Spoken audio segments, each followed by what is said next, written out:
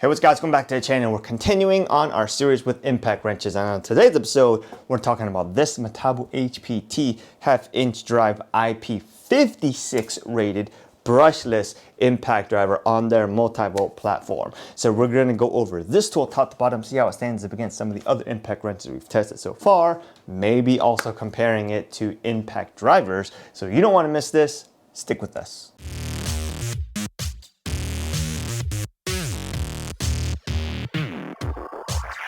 All right, you guys, so disclaimer right here. This is not your typical impact wrench video, where we go ahead and test maximum torque, nut busting torque, what it can take off, lug nuts, all that kind of fun stuff. Everybody seems to do that. I guess everybody has lug nuts and stuff. And although that stuff is important, some of us actually just use it for driving, fasteners and stuff like that on construction sites. So if you want to tune in to, figure out maximum peak power torque, nut busting torque, all that kind of fun stuff, I'm going to go ahead and tell you this is not the video for that. There are other videos out there on YouTube land or just in other platforms in general that those exist, but this is not one of those, okay? So with that out the way, let's go ahead and talk about this. This right here is Metabo's WR36DE. It is a half-inch drive impact drive, runs only on their multi-volt platform, meaning it only uses multi-volt batteries. You cannot use 18-volt batteries on this tool, even though you can use multi-volt batteries on 18-volt tools. The interestingly more special thing about this is that it is IP56 rated. All right, so this one in other parts of the world it's going to probably be called Hikoki and stuff like that, but in the US it's called Metabo HPT. There's like a holding company that kind of holds both of them, Hikoki and stuff like that. But anyways, let's get into the marketing hype before we go ahead and take a better look at it. All right, so this right here is Metabo HPT's durability first 36-volt multi-volt half-inch mid-torque impact wrench. This is a cordless impact wrench that has 558 foot-pounds of tightening torque and 774 foot-pounds of nut busting torque. It features up to 2400 RPMs and up to 3400 BPMs or IPMs, depending on which way you look at it. It is lightweight, which weighs around 4.2 pounds, center balance, reduced fatigue. It has very good control because it has a variable speed trigger, which provides complete control during a wide variety of applications. It is professional grade. It is the professional power tools that is designed to tackle the toughest jobs. It is IP56 dust and water protection, has a belt hook, LED light, and it is available as a bare tool. If you wanted to buy it as a bare tool, it's WR36DE Q4, okay? It has an auto stop system that prevents breaking bolts from over tightening. And it has a best-in-class warranty featured by their lifetime warranty on the tool.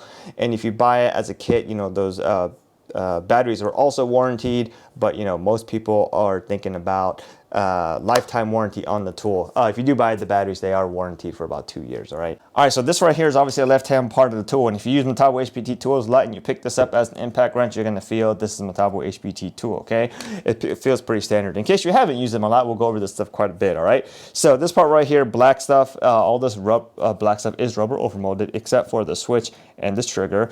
This green stuff right here is hard tool plastic, whether there's glass reinforced or whatnot, but it's hard plastic, it's not rubber. So there's little inserts of black rubber overmolding all over, so it does kind of feel really nice. It will say Metabo HPT right here, and it will tell you brushless and IP56 right here, just in case you bought it without knowing it was brushless or IP56 rated. Okay, on this head part here, there is this big rubberized. It's not as soft rubber as everything else on the tool, but it's more of a harder rubber, and it is right there, and it does feel pretty nice. It does, protect against maybe banging up on some of the stuff because it's rubber, but I do think maybe it kind of doesn't dissipate the heat as well, but that's just a thought for another day.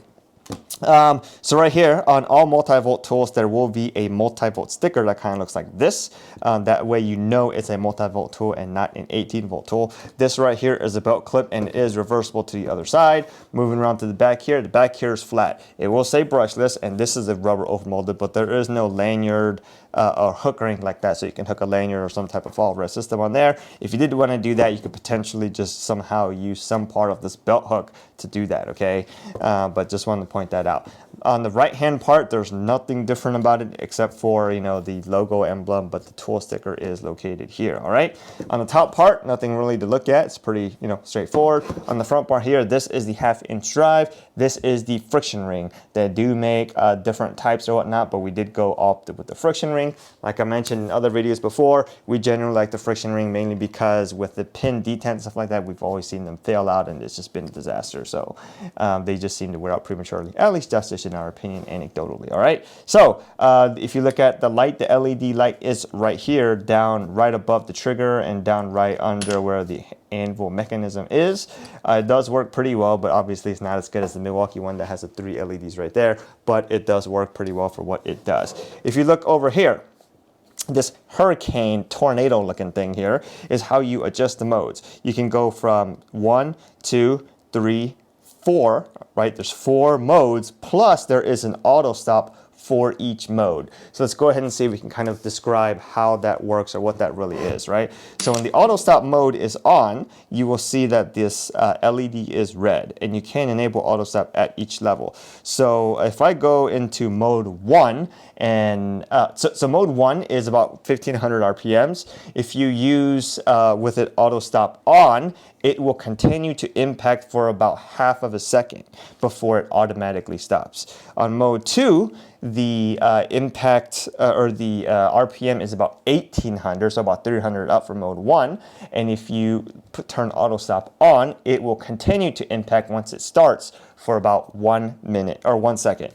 If you go to mode 3, the RPM for that range is 2100, and if you leave auto mode on, it will shut off the impacting after about 1.5 seconds. And mode 4 means 2400 RPMs, and with auto mode on, it will stop impacting after 2 seconds. All right, so it's close to about half second increments on auto stop for each mode. So mode 1 being 0.5, and then 1 second for mode 2, and then 1.5 for mode 3, and then 2 seconds for mode 4. Generally, I found we don't really use that. It seems to do what it says, but we don't really use it in that type of like mechanical fastening type application as much. So we just don't have too much good use for that. Just use your variable speed skills, right? And you won't really have a need for that. But you can use it on every mode. So in theory, if you want to count all the modes, since there's 4 mode drive on this impact driver, and then you can use auto mode on each level, it's technically, you want to say maybe like 8 levels, 8 modes, but take that for what it is. Anyways, let's go ahead and take a look at the variable speed trigger. We'll start from mode 1 right here. Here we go. Mode 2, mode 3, mode 4.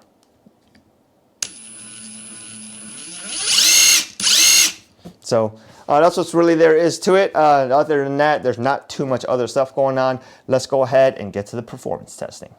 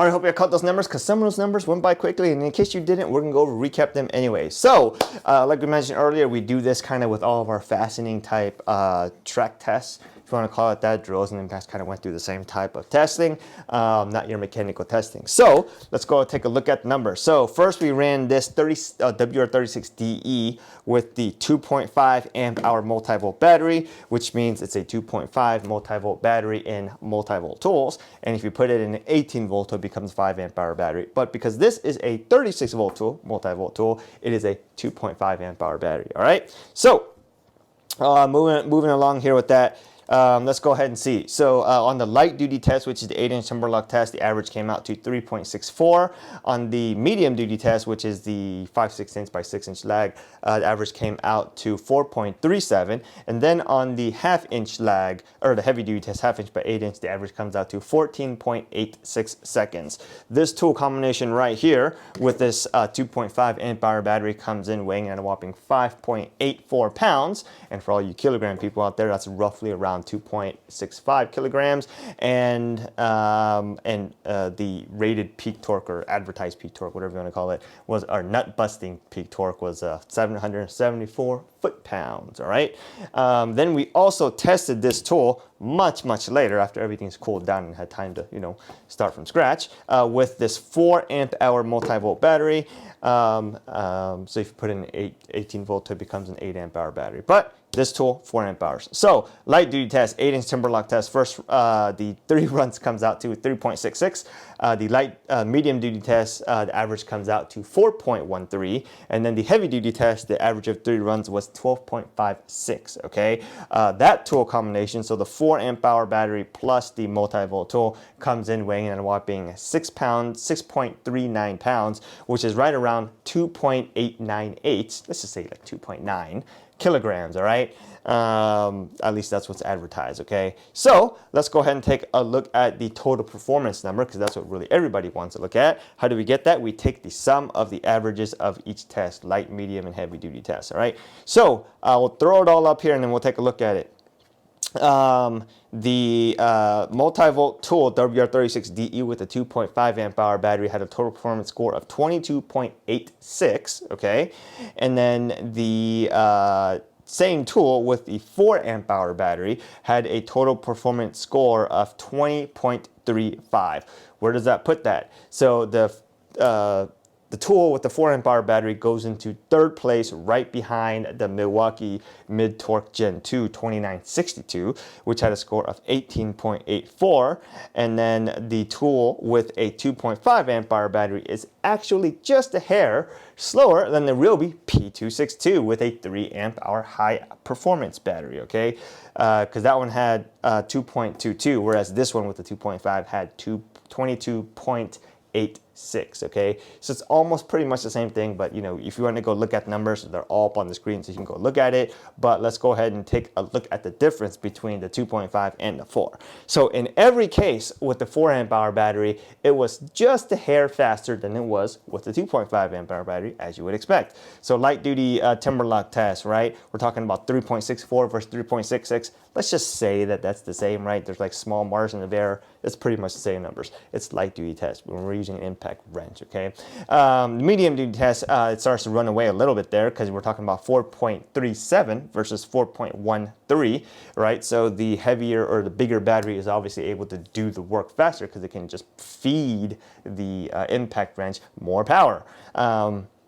Heavy duty test, that's where we start to really separate. On the 2.5 amp hour battery, we got 14.86 average of 3 runs, and then on the 4 amp hour battery, we're talking about 12.56. Okay, so it's a big difference there.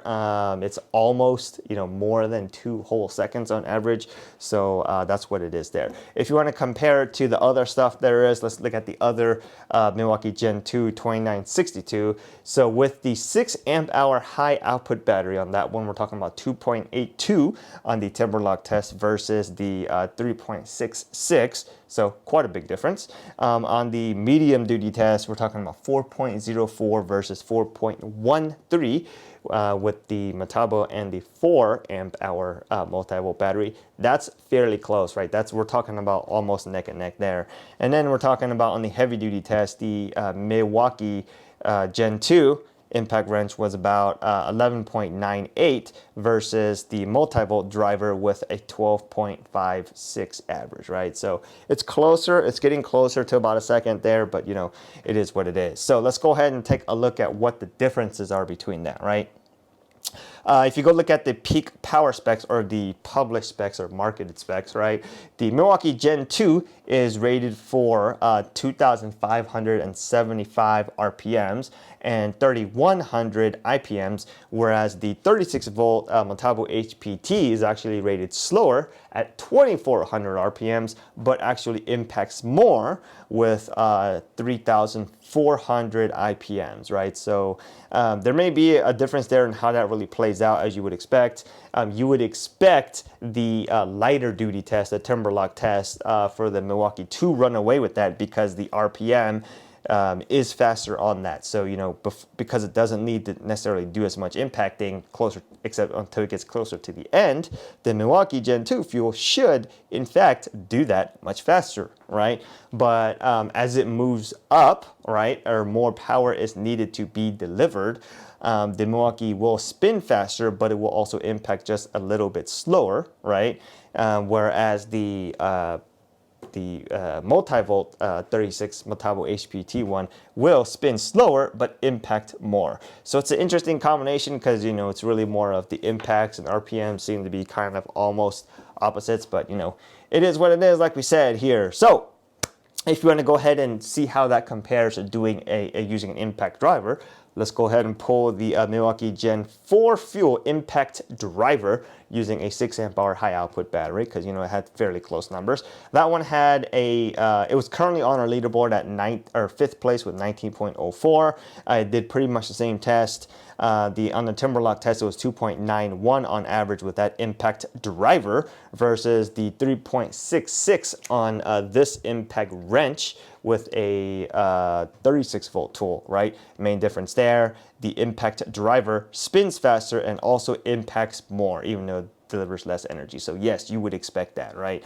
On the 5/16 by 6 inch medium duty test, we're talking about 3.09 versus the Metabo 36 volt DE with 4.13. Again, it's a medium, lighter medium type duty test, and that one, the impact driver spins at 3,900 RPMs and 4,400 IPMs versus the 24 and 3,400 on this impact wrench. So that's kind of expected, right? But where we really start to see it come closer together is the heavy duty test, where, you know, the power, speed, and delivery is also almost matched, right? Invertedly, if that makes sense. So with the impact driver, we're talking about an average of 13.04, right? With the impact wrench, we're talking about an average of 12.56, okay?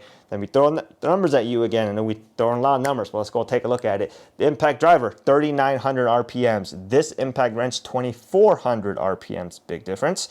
IPMs, 4,400 on the impact driver. And then on this one, it's almost 1,000 impacts slower at 3,400 IPMs, right? But the impact driver is only delivering 166, allegedly, foot-pounds of torque, whereas this impact wrench delivers a way lot more at 774. So all that stuff really comes into play. Depending on what you do, you really got to figure out, you know, what is the best tool to be using, okay? So what can we say about this tool? Obviously, this is a great tool, right? Metabo HPT, it sometimes surprises me that they just don't have a bigger following because they seem to make quality tools. This tool right here is actually made in China, even though Hikoki or Koki Holdings is a Japanese company. But anyways, they make quality tools and they provide a lifetime warranty on their power tools, even though the batteries are only warranted for 2 years. There's not too many companies out there that provide a lifetime warranty besides some of those, you know, specific brands for either Home Depot or Lowe's and stuff like that.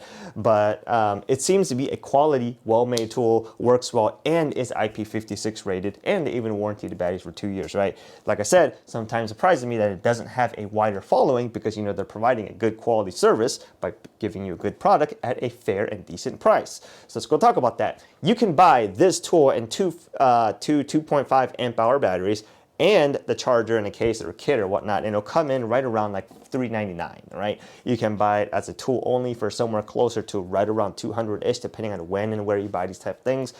Those obviously pricings and stuff like that will change depending on promotions and stuff. But for 400 bucks, you could get a kit with 2 batteries and a charger and a case, okay? That seems to be pretty good. So to answer the question, would we go out and buy this again? If we didn't have this tool, yes, I would definitely go out and buy this again. It feels really nice. The one other thing to point out here is that when you're using it, it feels smooth and nice, even though it is impacting and it's kind of have a lot of feedback to the user. It does seem like it's not going to rip your hand off, right? That's kind of what the design of impact drivers or wrenches are designed to do, but there is a lot of feedback given to the user, right? So it is nice. This big rubber overmolding up here is really nice. So to answer the question short, yes, we would go out and buy this again. We did not, we did go out and buy this. It was not sent to us. This non-sponsored video, so go ahead and take that with that grain of salt. But they do make a good tool, and you know, it does exactly what it's designed for. And if for whatever reason it got rained on or you dropped it in water or whatnot, you probably don't have to worry about it too much. With IP56 rated, it does not mean the water or the tool is waterproof. You shouldn't use it underwater, obviously, but you know, it can get wet with a lot of water and dust, and you don't really have to worry about it. So there is that. Okay, so yes, the Milwaukee Impact wrench will give you faster numbers and stuff like that, even though the published numbers for peak nut busting torque seem to be less. It may be faster, but you know, you don't always need the fastest tool to do the job. And we tell you that all the time. It's funny because we always put up leaderboard for that. Just do good quality work. That's all we can say. Hope this video helped you guys out. If you had any questions, let us know. Otherwise, you know, do some good work, and see you guys next time.